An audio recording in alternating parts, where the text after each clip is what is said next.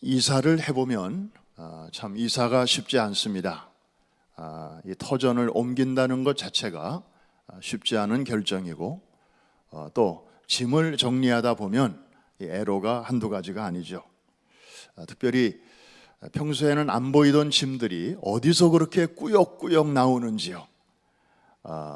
뭐 언젠가는 쓸모 있겠지 하고 버리지 못한 짐들이 1년이 지나도 5년이 지나도 한 번도 사용이 안 된 채 그냥 공간만 차지하고 있는 그런 짐들이 참 많습니다. 그래서 이제 가져가야 할 짐 챙겨야 되고, 또 버려야 할 짐 챙겨야 되고, 그 사이에 또 뭐가 있죠? 가져가기도 그렇고 버리자니 좀 아깝고, 그런 짐들은 어떻게 해야 돼요? 이제 나눠줘야죠. 뭐 가까운 이웃들에게 주든지, 거라지 세일을 하든지, 아니면 뭐 자선 단체나 또 거리의 곳곳에 있는 이제 이렇게 집어넣는 박스가 있잖아요. 그런데 이제 보따리 해가지고 집어넣기도 합니다. 이걸 잘해야 돼요. 분류를 잘해야 돼요. 그런데 정신이 없다고 해서 가져가야 할 짐을 버릴 짐에 놓는다든지, 또 버려야 할 짐을 그 좁은 이삿짐 차 안에다가 그 쓰레기를 막 싣고 간다든지, 이런 일이 있으면 얼마나 낭패이겠습니까? 이사 가서는 또 필요한 짐을 또 큰 돈 주고 사야 되는 그런 어려움이 있습니다. 이사 갈 때도 정신을 바짝 차려야 됩니다. 마찬가지로 오늘 같은 한 해의 끝자락에 서 있는 우리들도 정신을 또 바짝 차려야 할 일이 있습니다. 뭐냐 하면 새해가 오기 전에 우리가 정리해야 할 것이 무엇인가, 잊어버려야 할 것이 무엇인가, 이 짐을 챙겨야 되고, 또 새해까지 내가 가지고 가야 할 그런 것들은 무엇인가, 절대로 잊어서는 안 될 것들이 있잖아요. 그리고 또 중간에 있는 짐들, 그래서 이 분류를 잘 해야 하는 것이죠.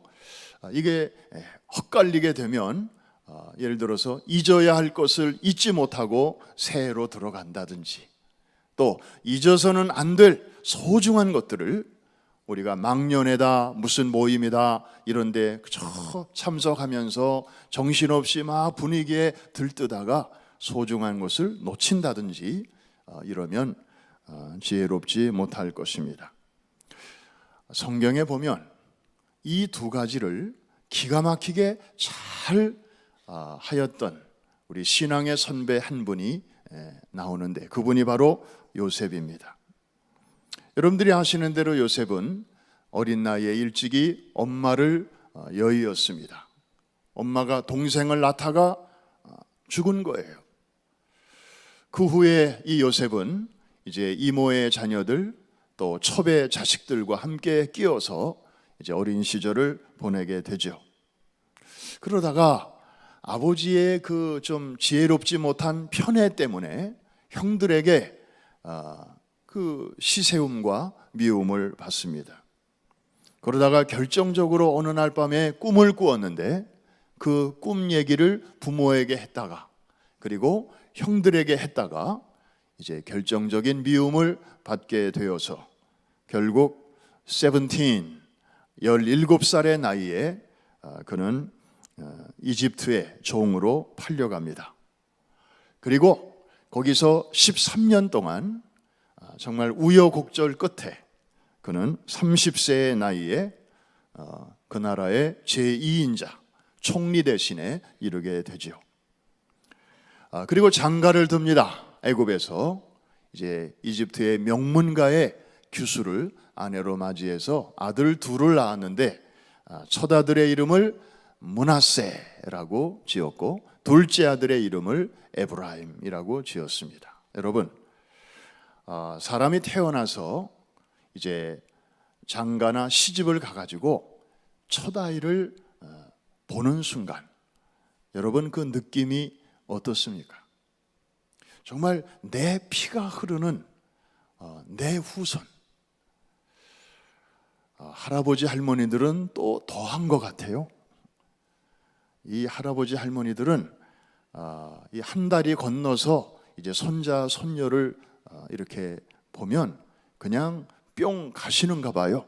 전 아직 뭐 경험이 없어서 그냥 간접 경험만 할 뿐인데, 어제도 어느 장로님 권사님 뵀는데 최근에 첫 손자를 얻으셨어요. 평소에는 좀 무뚝뚝하시던 장로님인데 하여튼 손자 얘기만 나오면 그냥 입이 귀에 걸려요. 그리고 그 날카롭던 눈매가, 장로님의 눈매가 어느새 그냥 평범한 할아버지처럼 눈매가 바뀌더라고요.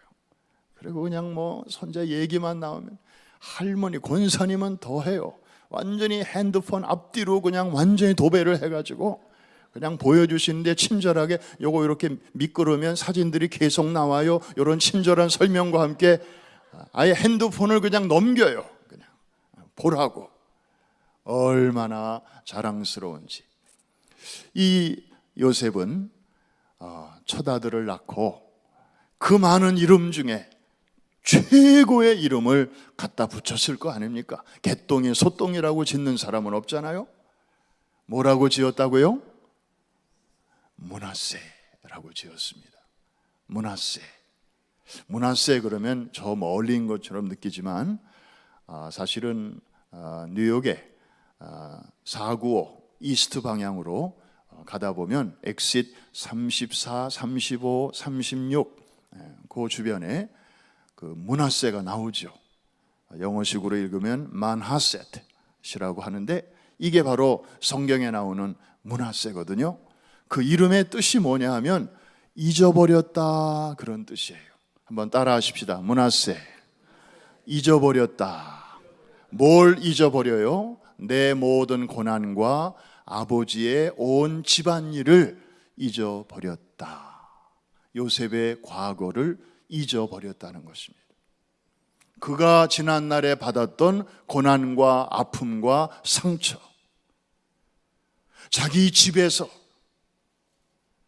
형들에게 받았던 미움, 그리고 부모에게 섭섭했던 것, 일찍 세상을 떠나버린 어머니에 대한 그리움, 그리고 팔려와서 이제 장군의 집에서 하우스보이로 있으면서 자기가 한 잘못이라고는 그저 열심히 성실히 일한 것밖에 없는데 자기에게 돌아온 것은 억울한 누명과 그리고 옥살이, 자기를 옥에 집어넣은 그 주인집 마나님에 대한 그 원망, 그리고 감옥에 들어가 있는 동안에 두 사람의 꿈을 해몽해 주었는데 그 중에 복직이 되어서 나간 사람이 내가 나가면 내 꿈을 풀어준 너를 결코 잊지 아니하리라.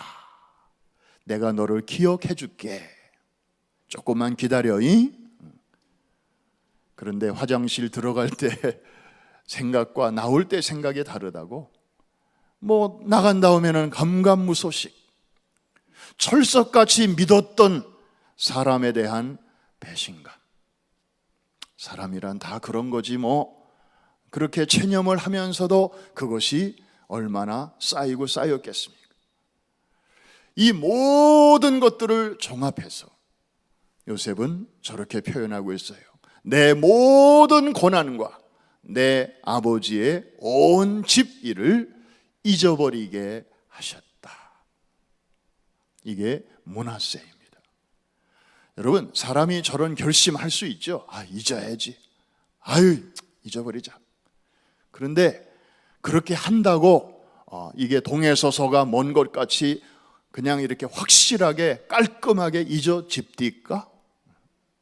잘 안 되죠. 입술에 30초가 가슴에 30년 된다, 그런 말이 있어요. 결혼할 때 식구들끼리 자기들끼리 주고받은 말인데 그게 본인에게 들렸어요. 죽을 때까지 잊혀지지 않습니다. 상처가 됩니다. 부모가 자식들에 대해서 얘기할 때도 조심해야 돼요. 아유, 어떻게 이번에는 우리가 아들이길 원했는데 또 딸이야. 예를 들어서 딸이 그 얘기를 들었으면요, 얼마나 그게 상처가 되겠어요. 아유, 지금 둘만 해도 많은데 또 생겼어. 그러면 그 셋째가 뱃속에서 듣고 얼마나 상처가 되겠습니까? 못 들으니까 망정이지. 그러니까 우리는 무심코 한 말들이 상대방에게는 이렇게 잠을 못 자게 하고, 그리고 그 일생 동안 이제 좋지 않은 그런 상처와 얼룩으로 남아있게 하는 것이죠. 자, 근데 요셉은 자기가 이렇게 마음과 생각만으로 안 된다는 것을 알아서 그런지 그 귀하디 귀한 첫 자식의 이름을 므낫세라고 지은 것입니다. 이 아이를 부를 때마다 무슨 생각을 하겠습니까? 나 잊었어. 잊어야지. 잊을 거야. 이 아들을 안아줄 때마다, 이 아이와 눈을 마주칠 때마다, 그래, 지난날에 고생했던 거 나 다 잊었어. Remind, 또 remind, remind again. 어느새 그것이 내 삶의 일부가 되고, 내 생각의 전체가 되고, 내 모든 의식의 이제 중심에 들어올 수 있도록 그렇게 한 것입니다. 이름을 잘 지어야 돼요. 그런데요, 요셉이 그렇게 정말 쉽게 잊을 수 없을 만큼 보통 사람이 겪는 것보다 몇 배나 더한 그런 어려움을 통과했으면서도 그렇게 할 수 있었던 비결을 우리는 둘째 아들의 이름에서 찾을 수 있습니다. 둘째 아들의 이름이 뭔가요? 제가 큰 기대는 안 하고 물어봅니다. 조금 전에 나왔는데 뭐예요? 우와, 여러분들은 어떻게 이렇게 한 번 들으면 그냥 에브라임입니다. 에브라임. 그 뜻은 뭘까요? 저기 나온 그대로입니다. 하나님이 나를 내가 수고한 땅에서 번성하게 하셨다. 아까와는 조금 분위기가 다르죠? 아까는 단조였다면 지금은 장조입니다. 아까는 잊어버려야지의 방점이 찍혔다면 지금은 잊지 말아야지, 여기에 포커스가 찍힙니다. 아까 거는 주제가 고난이었습니다. 그리고 과거였습니다. 그런데 이 둘째 아들의 이름은 현재와 미래, 그리고 하나님이 나를 창성케 하신 그 은혜, 그 축복, 이게 주제입니다. 그러니까 이걸 합치면 무슨 뜻이 됩니까? 지난날에 내가 겪었던 고난은 정말 다른 사람이 감히 흉내도 낼 수 없을 만큼 너무나 깊고 아픔 그 자체였지만, 그러나 지금 하나님이 내게 누리게 하신 이 창성케 하신 은혜와 축복에 비하면 그것은 대단한 것이 아니다. 내게 고난의 깊이와 수렁이 이만큼 깊었지만 하나님은 이제 은혜와 축복으로 채워주셔서 평평하게 하신 정도가 아니고 그 위에 오히려 또 다른 태산이 만들어질 정도로 하나님이 나를 분에 넘치게 높여주셨다. 내가 어찌 이것을 잊으랴? 잊지 말아야지. 그 결단의 표현이 둘째 아들의 이름을 그렇게 지은 것입니다. 에브라임 이름을 부를 때마다 요셉은 무슨 생각을 했겠습니까? 잊지 말아야지. 잊어서는 안 되지. 둘째를 안아줄 때마다 그래, 나의 나된 것은 하나님의 은혜야. 이삿짐을 헷갈리지 않았습니다. 가져가야 할 짐과 버려야 할 짐을 확실하게 나눈 것입니다. 잊어버려야 할 것과 새해가 바뀌어도 결코 잊어서는 안 될 것을 요셉은 지혜롭게 잘 구별하였던 것입니다. 이 은혜가 우리 모두에게 있기를 주의 이름으로 축원합니다. 두고 온 조국에서 들려오는 뉴스를 여러분들 들으실 것입니다. 가끔 그런 생각을 해봅니다. 잘하는 일들도 많이 있는데 어떤 때는 너무 이 적폐청산 이런 미명하에 그냥 지나간 일들, 옛것 또 파고 뭘 또 조사하고 잡아가두고, 아니 지금 국제사회는 초단위로 막 바뀌고 있고 정말 치열한 경쟁사회 속에서 대한민국이 해야 할 일도 많은데 너무 지나치게 과거에 이렇게 집착하는 것은 아닌가. 정말 미래를 향해서 젊은이들에게 꿈을 주고, 그리고 일하는 사람들에게 의욕을 불러일으키고, 이렇게 해서 목표를 제시하고 거기에 갈 수 있도록 모티베이션, 동기를 부여하고 이렇게 해도 지금 될까 말까 한데, 그래서 이 밸런스가 얼마나 중요한가 하는 것입니다. 사랑하는 성도 여러분, 이 므낫세와 에브라임, 이 두 가지는 요셉의 가정에만 필요한 게 아니고 이제 우리에게도 필요하게 되었습니다. 특별히 금년의 마지막 세미태까지 와 있는, 이제 내일만 지나면 때묻지 않은 새해를 앞두고 있는 이 송년주일 예배를 드리고 있는 우리 모두에게 이 므낫세와 에브라임, 이 두 가지는 건강한 밸런스를 유지하면서 우리의 삶 가운데 공존해야 하는 두 가지 주제입니다. 어느 한쪽에만 신경을 쓰다가 다른 한쪽을 놓친다든지, 또 어느 한쪽만 중요하게 여기고 다른 한쪽은 그냥 소홀하게 한다든지, 그러면 이 밸런스가 깨지게 되는 것이죠. 여러분, 여기서 우리 중요한 토픽을 하나 생각하게 됩니다.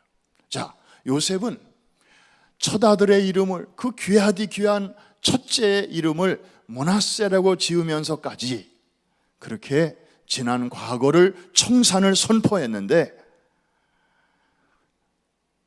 선포한다고 다 되면 우리도 얼마든지 하죠. 그런데 요셉은 한 걸음 더 나아갔습니다. 마음으로 결단할 뿐만 아니라 그것을 삶으로 실천했는데, 그 실천이 무엇으로 나타나는가 하면 용서로 나타나는 것입니다. 한번 따라 하시기 바랍니다. 용서. 그래서 므낫세라고 쓰고 우리는 용서라고 읽어야 하는 것입니다. 그냥 나 잊었어, 그래 정리했어, 그러고만 거기서 스탑 해버리고 실제로 그와 관계된 사람에 대해서 우리가 용서를 하지 않는다면 이것은 불완전한 정리이고 불완전한 그런 망령입니다. 요셉은 실제로 자기를 그렇게 힘들게 했던 사람들을 만났고, 그리고 얼마든지 만나서 원수를 갚을 수 있는 자리에 올라가게 되었습니다. 그는 애굽의 2인자입니다. 자기를 유혹했다가 억울한 누명을 씌워서 감옥에 넣었던 그 보디발의 아내, 당장 호출에다가 자기가 갇혔던 바로 그 방에다가 쳐넣을 수도 있었을 것입니다. 너도 좀 한번 당해봐라. 보디발 장군 당장 계급장 다 떼고 이등병으로 강등시킬 수도 있었을 것입니다. 그런데 성경 어디에도 그런 말이 없습니다. 므낫세 했기 때문입니다. 잊어버렸기 때문입니다. 그런데 그것은 바로 용서라는 것입니다. 어느 날 자기 형들이 자기 눈앞에 나타난 거예요. 어렸을 적에 자기를 미워했고 구덩이에 집어넣었고 짐승의 밥이 될 뻔하게 만들었던 그 잔인한 형들, 그리고 그것도 모자라서 자기를 외국에 돈 받고 팔아버린 그 형들이 자기 눈앞에 나타난 거예요. 얼마든지 요셉은 말 한마디에 저들을 죽일 수도 있었고 저들의 인생을 방향을 틀 수도 있었습니다. 자기가 당했던 똑같은 일을 저들에게 행할 수도 있었습니다. 그런데 그는 용서합니다. 저들을 와락 끌어안고 다 풀어줍니다. 이게 므낫세의 결론입니다. 거기까지 가야 할 줄로 믿습니다. 이게 정말 진정한 그 지혜자의 모습입니다. 아프리카에 가면 마토보라고 하는 부족들이 사는 마을이 있다고 합니다.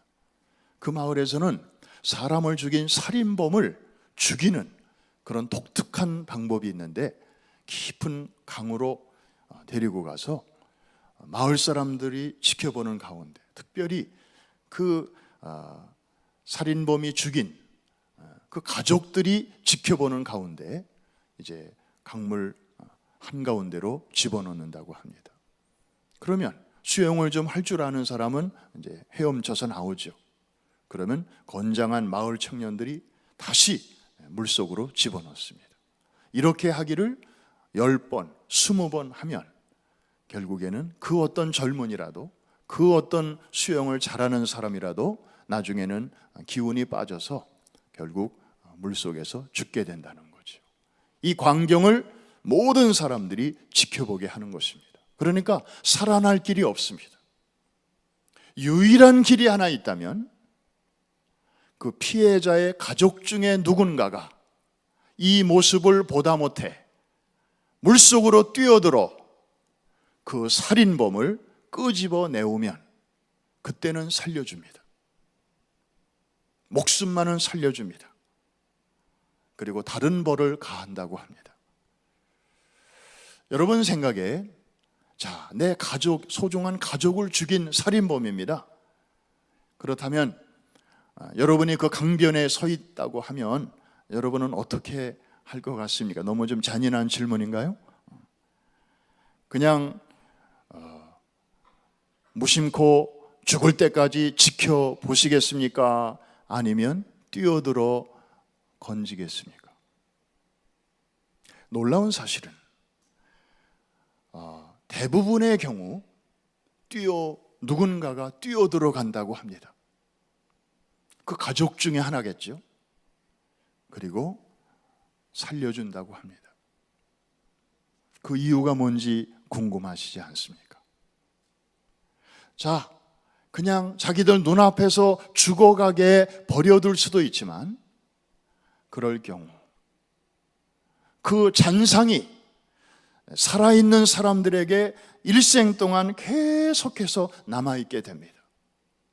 자기 가족을 잃은 슬픔도 큰데 그 위에다가 그 원수를 갚았다고 하는 후련함은 잠시고, 우리가 또 한 사람을 죽였구나 라고 하는 그 자책감이 남은 생애 내내 뒤따라다니면서 괴롭힌다는 것입니다. 그래서 이 가족 중에 한 사람이 뛰어들어 이 사람을 건지는 목적은 1차적으로는 그 사람에게 자비를 베풀어 주는 것이지만, 더 깊은 이유는 자기 자신들을 위해서 그렇게 용서를 한다는 것입니다.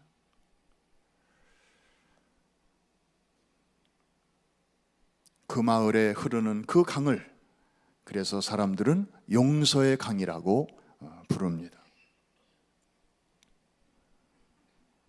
누군가 말하기를 용서는 장미꽃을 짓밟아 버린 사람의 발뒤꿈치에 장미가 남긴 향기라고 표현을 했습니다. 저는 같은 내용을 이렇게 표현하고 싶습니다. 용서란 무엇인가? 자기를 찍은 도끼날에 묻히는 향나무의 향이다. 그래요.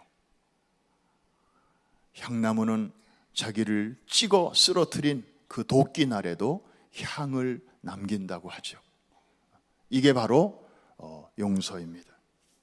마토보 부족은 이 장미꽃처럼 아름답고 사랑스러운 가족을 짓밟아 버린 살인범을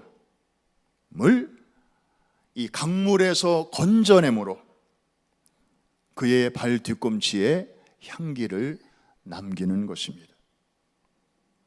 이것을 통해서 우리는 용서가 얼마나 차원 높은 아름다움인가 하는 것을 우리는 이제 알게 됩니다. 사실 우리는 지난 한 해를 돌이켜 볼 때도 작은 잘못에 대해서도 쉽게 화를 내고, 그리고 상대방의 조그만 실수에 대해서도 아주 용납하지 못했던 때가 얼마나 많이 있었는가 생각할 때에, 이 우리가 소위 미개하다고 말하는 아프리카에 사는 이 문명의 혜택을 전혀 보지 못하고 살아가는 이 원시적인 그분들의 삶에서 배워야 할 지혜가 참 크다고 말할 수 있겠습니다.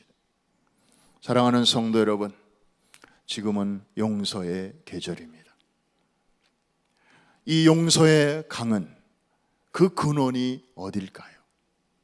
놀랍게도 갈보리의 십자가가 아닐까요? 주님께서 십자가에서 물과 피를 쏟으셨습니다.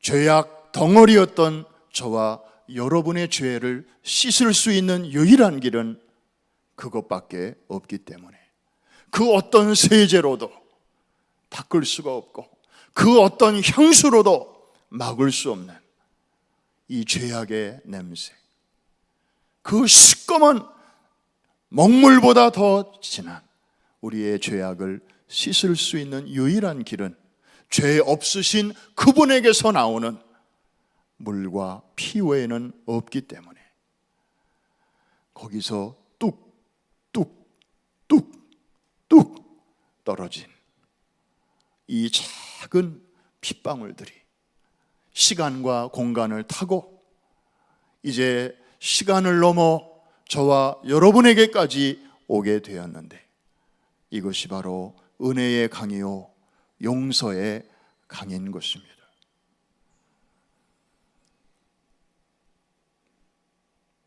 우리의 모든 죄와 허물을 이 강물에서 주님은 깨끗하게 용서해 주셨습니다. 할렐루야. 이제 우리는 용서받은 사람으로서의 감격을 가지고 이제 때묻지 않은 새해를 내일 하루만 지나면 또 맞이하게 됩니다. 여러분, 새해는 언제 오는 건가요? 이제 두 밤만 자면 오는 건가요? 아니면 방마다 달력을 걸면 새해가 신나게 오는 건가요? 아니에요. 용서의 강을 건너야 비로소 새해의 언덕에 이를 수 있습니다. 은혜의 나룻배를 타고 이 강을 건너는 사람만이 진정한 새해를 만끽하는 것입니다. 그렇지 않으면 아무리 달력으로 방마다 그냥 복도마다 장식을 해놔도 그에게는 아직 새해는 아닙니다. 그냥 무군해의 연장일 뿐입니다. 버려야 할 짐을 그대로 트럭에 싣고 새해로 입주한 사람과 똑같습니다. 우리 주변에 그렇게 어리석은 짓 하는 사람 봤습니까? 그런 사람 보면 여러분 뭐라고 하겠습니까? 흉보지 않겠습니까? 그런데 우리의 내면에서는 그런 일들이 얼마든지 일어날 수 있습니다. 용서의 강을 건너지 않으면 얼마든지 우리의 모습이 될 수 있는 것입니다. 여러분, 성탄절이 엊그제 막 지났습니다. 여기도 아직 성탄절 장식은 남아있네요. 요란했던 캐롤 소리도 이제는 그쳤습니다. 이제부터는 차분한 마음으로 자신과 마주 앉아서, 자, 내가 뭘 버려야 하고 뭘 새해로 가지고 들어가야 할 것인가, 내가 뭘 잊어야 하고 문화세, 그리고 내가 뭘 잊어서는 안 될 것인지를 차분하게 이제 정리해야 하는 그런 시점에 우리는 이르는 것입니다. 송구영신을 영어로는 ring in, ring out이라고 합니다.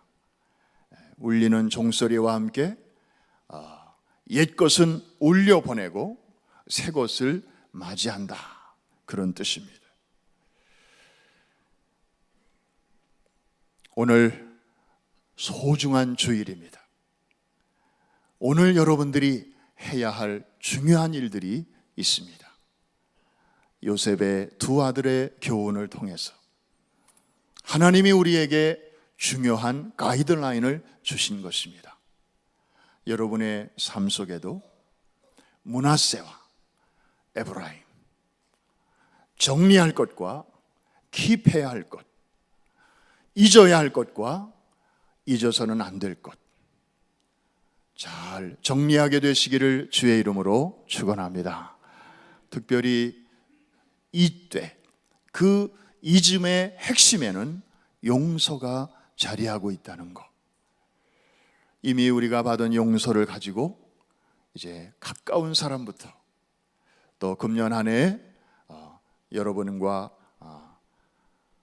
이런저런 많은 시간을 같이 보내는 가운데 나의 말과 또 나의 행실로 인해서 내가 상처를 주었던 사람들이 있다면 그분들에게도 용서도 구하시고, 또 여러분에게 그런 아픔을 준 분이 있다면 주의 사랑으로 다 잊어버리고 용서하고, 그래서 깨끗한 몸과 마음으로 때묻지 않은 새해로 진입하는, 그래서 여러분의 심령 속에 이 용서의 강을 건너는 소리가 요란하게 들리고, 그리고 오늘 이 성전을 떠나기 전에 정말 서로 격려하고 또 위로하면서 이 용서의 강이 이제 막 이렇게 범람을 해가지고 이제 용서와 화해의 바다가 되는 우리 뉴저지 프라미스 성전이 될 수 있기를